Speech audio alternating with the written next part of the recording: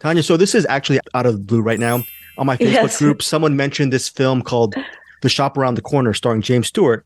I remember Ah, as a kid thinking, I really want to be somewhere involved in the movies just after watching The Shop Around the Corner.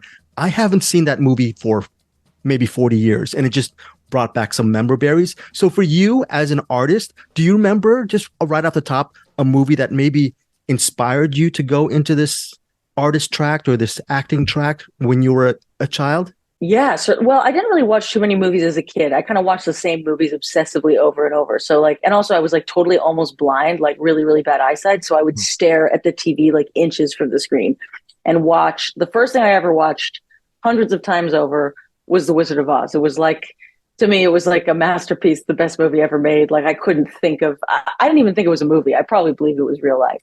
But in terms of film and wanting me to be, make me want to be an actor, it's got to be Chinatown. That's like the best movie ever made, in my opinion. It's still my number one. It's the movie. My dad watched it with me when I was a kid. He had really good taste in movies, and we loved Polanski. But I think I must have been like 12 years old when I first saw it, and 12 or 13. And then since then, it has become. I watch it every month, every Because year, forever.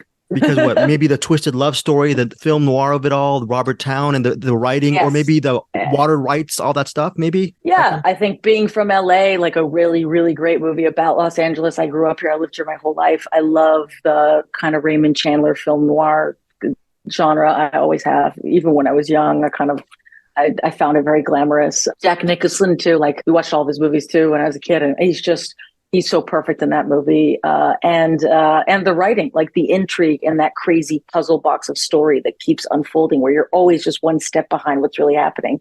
To me, I like to read a lot too, and it just followed so beautifully, like the perfect like rhythm and flow of a like a perfect thriller. So yeah, I can't. I mean, if I'm perfectly honest, yeah, that's my number one. That's the one I keep going back to always. I feel there is a puzzle box element to Walden. I see a lot of films, and I always felt a step behind the narrative, which is a great Hmm. compliment, I think. And did you feel that this was a very unique story as far as the reason why you wanted to be a part of this whole ensemble? I kind of felt the same way too, especially even watching it at the screening. It was surprising because the movie does really kind of take a very weird turn. And that was sort of, I think, the intent of the director and the actors. Yeah, I mean, what drew me to this was I just found the profession so fascinating. I never even paid attention to stenography or what a stenographer really did. I always found it to be such a weird job in the courtroom, and no one ever really paid attention to them. And who are these people like typing, typing, typing all day long? So yeah, out of someone who has acted in like courtroom dramas and played lawyers and played defendants and prosecutors and people accused of crimes, like I never ever thought about the stenographer. So to put that kind of person at the center of like a bloody revenge thriller, I found kind of like funny and charming, and I liked the tone of the script. So yeah, that was a huge draw for me. You know, bloody revenge thriller is a way to get people to watch this movie, and I think that's a really great way to, as a genre, it works. But were you surprised when you saw it yourself that there's a little bit more layers to this than meets Sure. the eye? And can you speak to that? Because in a twisted way, this is also about trying to stand up and make a difference in your own life Right. and moving past trauma. Of course, traumatic things happen, but I think there's a little Right. things to be gleaned from it. Did you see it that way as well? Yeah. Yes. Well, yeah. And I also, I wonder, like, the justice system is very frustrating. I mean, I think that's why these like crime vigilantes, like sort of Robin Hoods that try to, give back to the people who deserve it and punish the ones who don't, that's really attractive to people. You almost wish sometimes that justice system kind of worked more swiftly that way. Of course, look, he's a little bit of a psychopath, let's be honest. And there are some jigsaw-esque elements to the way that he kills these people in here. But there's an interesting moral question to be asked. And I think that coupled with Emile's performance, which was like really not emphasizing him as some kind of a creep, but more so like a troubled young quirky man that like had been through trauma and is really trying to do the right thing. That's when it makes it interesting. That's what differentiates this from him just being some like mindless serial killer that's perpetrating violence, because that's stupid and boring. So yeah, I think that's where the big surprise comes. And the movie kind of begins in a slower pace of like a small town, like cute little southern town drama is sort of what it feels like. And things slowly start just getting more and more warped as it goes on. What was Mick like as a director? Because again, I'm going to rewatch this again and try to pick up some clues along the way. I just thought the performances were all really wonderful, no matter how big or how small. It was just a very perfectly balanced film. Just what Yeah. it was like collaborating with him, with Mick. Oh, he's like a rock star director. He's got tons of energy. He's Scottish, so he's like, he's definitely not does not have like an American like disposition, and he's which is really fun, because these movies you shoot, relatively quickly. Indie films are always very fast paced. You don't have a lot of time. You're moving multiple locations all the time, and there are always challenges involved in making an indie film. Yeah, I think that he never, he was always on Walden's side or every protagonist's side in the story, never condemned anyone and wasn't really interested in super gratuitous violence, but sort of like reveled in like the gleeful aspect of Walden's killing sprees, which is good. That's kind of what the movie is for and what it's about. But yeah, I had a great time with Mick. I think everybody did. Speaking of having a great time, years ago when I started doing journalism at UCLA at the Yeah. Daily Bruin, one of the first people I interviewed at his place at the time was Billy Bob Thornton. And what got me Really? more encouraged was how nice he was to me and how down to earth. And over the years, I've interviewed him and he's very insightful about the process. So my Mm. question to you is, the last 10 years, I feel guilty. I haven't been watching a lot of TV. So A, what am I missing as a human being as far as working with Billy Bob Thornton? And B, what am I missing from Goliath? Because I'm going back on the TV track. I want to pick some stuff to watch. Sure. What have I been missing out on those two factors? Well, I mean, just on Goliath, firstly, like if you are a fan of like Raymond Chandler and Chinatown and film noir, this TV show is literally like the TV embodiment of that. That was always the case since the beginning. Beyond that, Billy Bob. So first of all, on a personal level, like I've never had more fun acting with anyone in my entire life. Billy Bob is like truly like the coolest cat on planet Earth.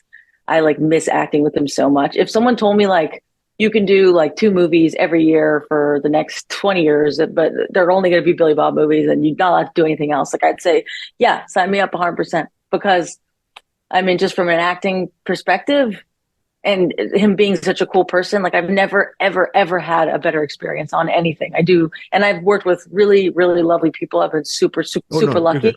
Yeah. Sorry. But Billy and Brittany, our character's relationship was like, it was just a really, really lovely one, and it kind of mirrored the friendship that we had in real life. And it was a big pleasure to be able to work with him for so long. And yeah, I do it again in a heartbeat. And he's just fantastic in the show because he's Billy Bob. Like, I mean, it's effortless for him, although it seems, and yet I think he's one of the greatest actors that ever lived.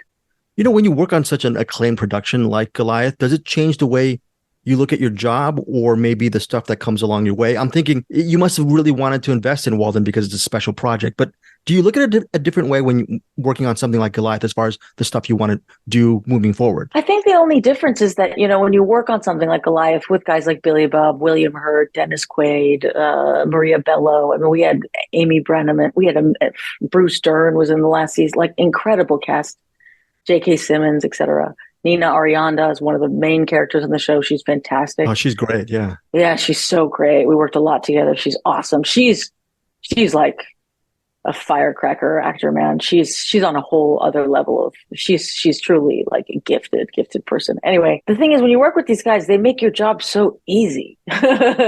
Like you really have to do nothing. That's what's so nuts. The best actors give themselves to you almost completely to the point where you're like, am I doing anything? Is this even good? Because it's like a cakewalk with these guys. And that's their genius, that's their gift. It's harder when, most of the time, unfortunately, you don't get to, be around these like star players, but does it inform my choices moving forward? Maybe I wouldn't want to play the exact same character in some show that was the exact same, but I mean, to be honest, there's so many scripts out there and so many variations on the theme that like I can't really think that way, to be honest, because I also personally have very eclectic tastes. I don't only just want to do one kind of thing. I don't need to just be on prestige TV shows. I don't care. Like if I'm interested in the character and the project, I'll do it. That's the only thing that matters to me. So, hopefully I'm able to continue that way. My last question to you, Tanya, is just based on the stuff that you've worked on. Okay, so obviously I'm going to recommend Walden. I'm going to see Goliath. Yeah. We don't, I mean, I love the ending of Lost myself. I really love the whole series. So we don't have to get on that because you have to answer that question so many times. But from your body of work, from your resume, can you recommend maybe a movie that you've worked on that you feel is maybe underseen, underrated that Sure. you would like us to check out? Underrated or not seen enough. I mean, I was in this was a little while ago. Hmm. Yeah, I mean, I've got a couple movies that are coming out soon that will be good, but they're not released. I was in a really, really weird movie. This will be the weirdest storyline you've ever heard in your life. Okay, here's the log line. Um, a group of kind of druggy, deadbeat janitors in Seattle that clean out office buildings at night, clean out the trash and the office building of a food testing company, and eat some of the genetically modified cookies out of the trash. And as a result, the male janitors get impregnated with little blue fish called Little Dizzle that they give birth to out of their ass. You just made What do that you up think right about now. You what you do you made think that up. about that? I'm gonna so, buy the so pitch. Yeah. So so it's a crazy movie by this artist named David Russo that I made that went to Sundance, and it's called The Immaculate Conception of Little Dizzle. So if anybody's looking for a weird movie that's like hilarious and just like something you will never see this kind of movie ever again, I would suggest that one. and thanks so much for your time. I really enjoyed Walden as well. Good, I'm so glad. Thank you.